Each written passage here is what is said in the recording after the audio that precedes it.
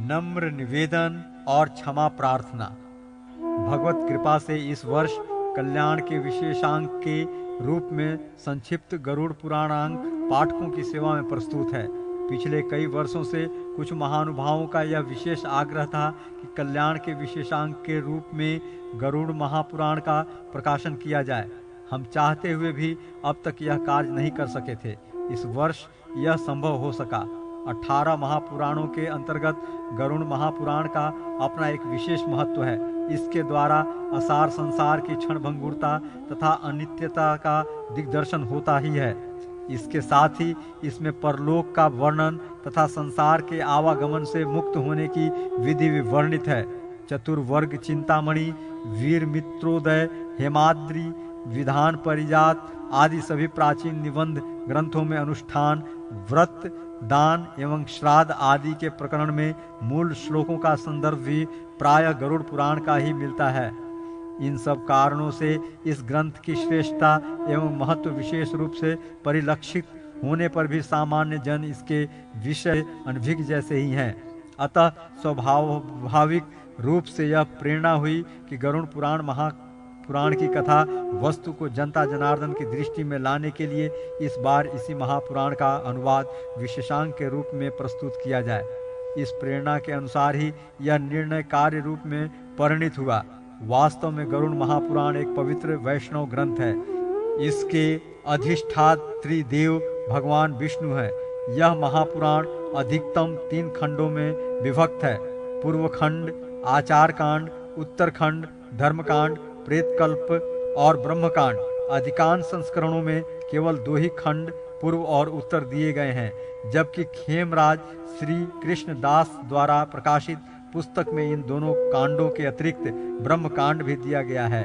पूर्व खंड आचार कांड में भक्ति, ज्ञान, वैराग्य, सदाचार एवं निष्काम कर्म की महिमा तथा यज्ञ, दान, तप, तीर्थ सेवन, देव पूजन, श्राद्ध, तर्पण आदि शास्त्र विहित शुभ कर्मों में जन साधारण को प्रवृत्त करने के लिए अनेक लौकिक एवं पारलौकिक पुण्यप्रद फलादि का वर्णन किया गया है। इनके अतिरिक्त इसमें व्याकरण, छंद, स्वर, ज्योतिष, आयुर्वेद, रत्नसार, नीतिसार आदि अन्यान्य उपयोगी विविध विषयों का यथाक्रम समावेश हुआ है।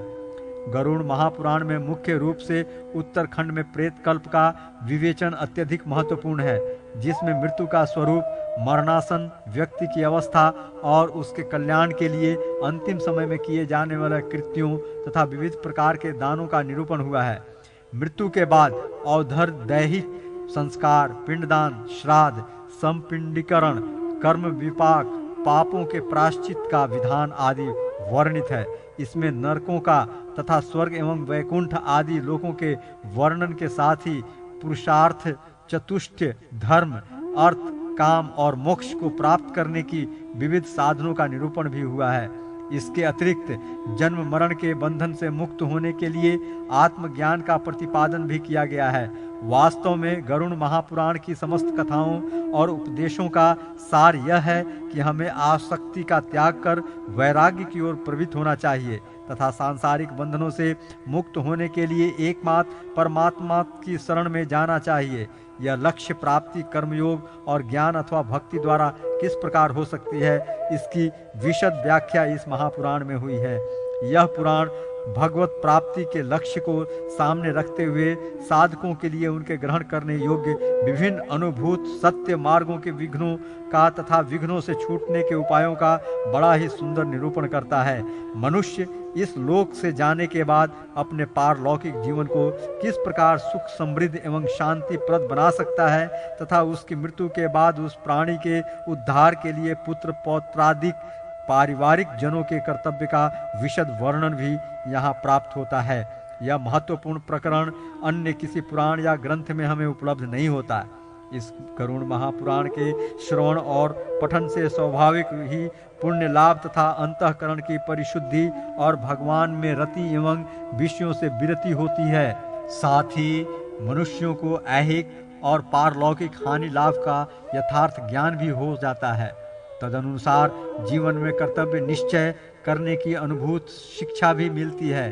साथ ही जो जिज्ञासु शास्त्र मर्यादा के अनुसार अपना जीवन यापन करना चाहते हैं, उन्हें इस पुराण से कल्याणकारी ज्ञान, साधन तथा सुंदर एवं पवित्र जीवन यापन की शिक्षा भी प्राप्त होती है।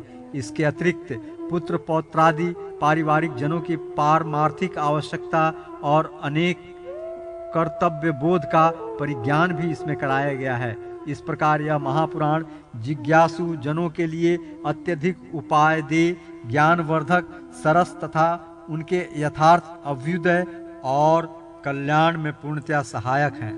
चूंकि इस पुराण में विविध विषयों का समावेश हुआ है, अतः पाठकों की सुविधा के लिए गरुड़ महापुराण के भावों का सार संक्षिप्त इस विशेषांक के प्रारंभ में सिंहावलोकन के रूप में प्रस्तुत किया गया है। इसके अवलोकन से गरुड़ महापुराण के प्रमुख प्रतिपाद्य विषय पाठकों के ध्यान में आ सकेंगे।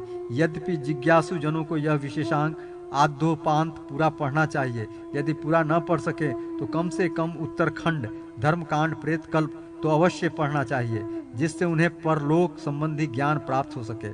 सामान्यतः संसार के लोगों में यह जिज्ञासा होनी स्वाभाविक है कि मृत्यु के बाद प्राणी कहाँ जाता है और उसकी क्या गति होती है। संसार में सुख दुख का वैषम्य भी दिखाई पड़ता है। परलोक में स्वर्ग और नरक की बात भी हम लोग सुनते हैं। इन सब प्रश्नों का उत्तर इस गरुड़ महापुराण में सविस्तार प्रतिपादित हुआ है। यद्यपि विशेषांक के प्रकाशन में कभी कभी कुछ असुविधाएं भी आती हैं, परंतु इस बात गरुड़ पुराण के प्रकाशन में विशेष कठिनाइयों की अनुभूति हुई।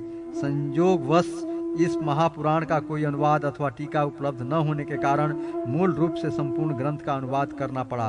उपलब्ध मूल ग्रंथों में भी पाठ भेद और अशुद्धियों के बाहुल्य से बीच बीच में कुछ भ्रम की स्थिति बन जाती थी। अपने शास्त्रों में स्पष्ट निर्देश है, पितरो वाक्य मिच्छन्ति भावन मिच्छन्ति देवता।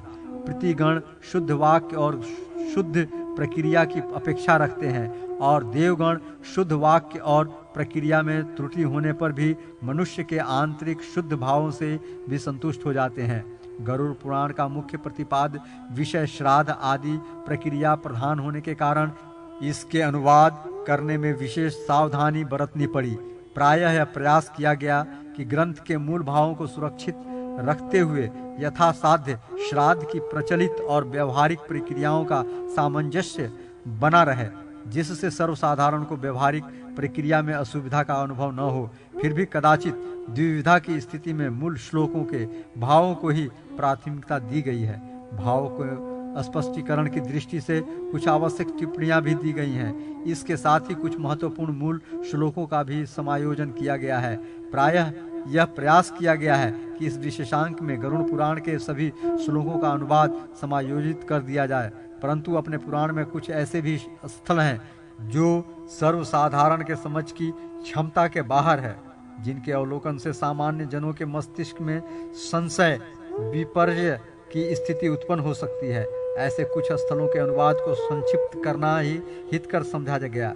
प्रारंभ में यह विचार था कि गरुड़ पुराण के मूल श्लोक भी अनुवाद के साथ प्रस्तुत किए जाएं, परंतु एक वर्ष में प्रकाशन संभव न होने के कारण सर्वसाधारण के उपयोग की दृष्टि से केवल भाषानुवाद में इसे प्रकाशित किया गया है। भगवत दीक्षा हुई तो आगे पुस्तक स्वरूप में मूल के साथ पुनः इसके प्रकाशन का प्रयास किया जा सकता है।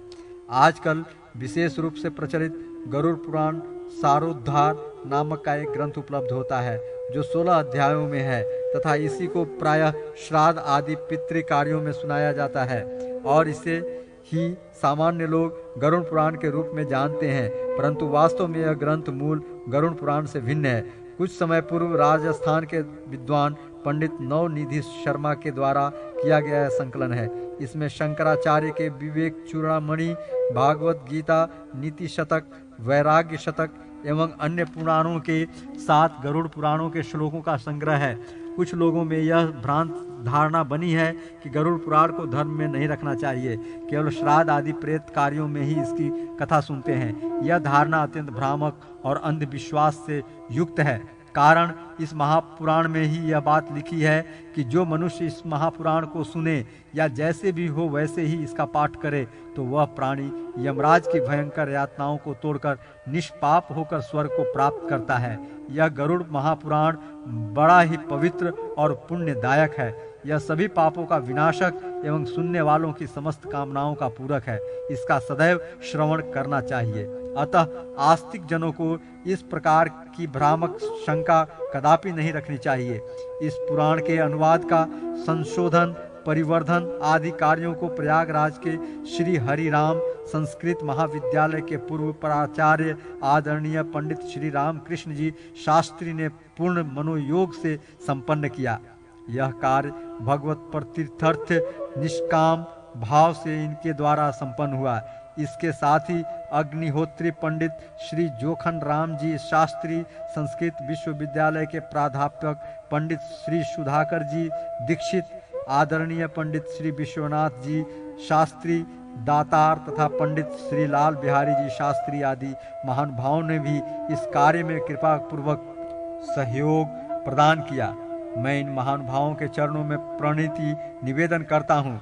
गरुड़ महापुराण के प्रकाशन के लिए सर्व भारतीय काशीराज न्यास के अध्यक्ष महाराज काशीराज डॉक्टर श्री विभूति नारायण सिंह ने हमें प्रेरणा प्रदान की तथा अपने न्यास द्वारा संशोधित आचार कांड का मूल पाठ भी उपलब्ध कराया।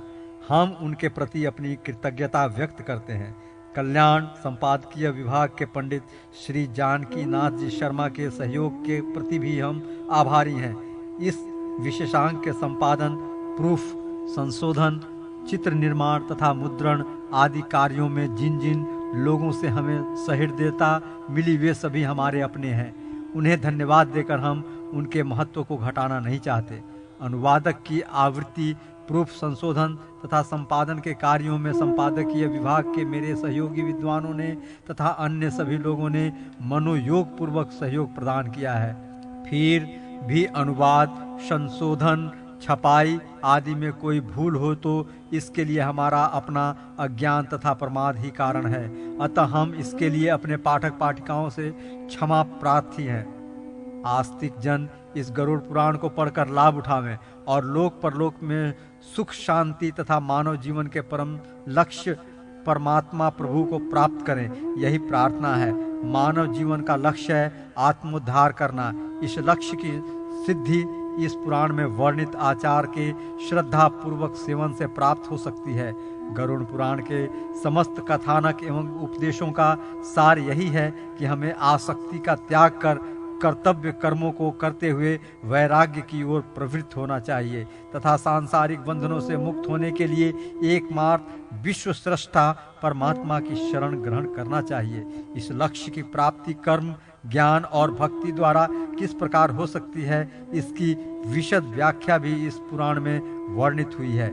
इसके साथ ही अपने पितृजनों को परलोक में सद्गति प्राप्त कराने के लिए पुत्र पौत्रादि के कर्तव्य का भी निरूपण हुआ है।